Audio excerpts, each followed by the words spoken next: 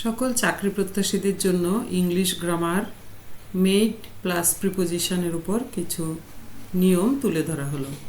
অনুশীলনী মানুষকে সফল করে তোলে। বারবার প্রশ্নগুলো চর্চা করুন, আপনিও পারবেন। কোনো কিছু তৈরির ক্ষেত্রে যদি উপাদান দৃশ্যমান হয় তাহলে মেড অফ হবে।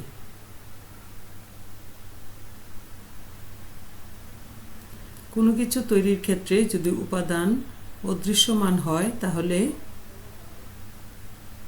মেড ফ্রম হবে।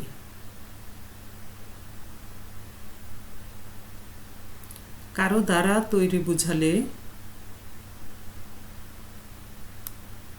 মেড বাই হবে।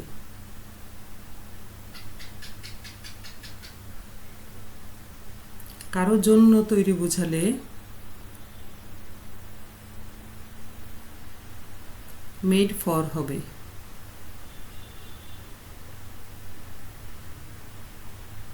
কোনো স্থানে তৈরি বোঝালে মেড ইন হবে।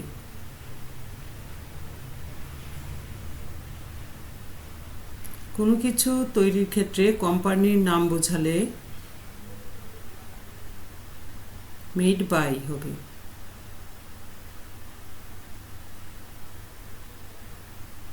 কোনো খাবার বা পানীয় একাধিক উপকরণ দ্বারা তৈরি বোঝালে মেড উইথ হবে।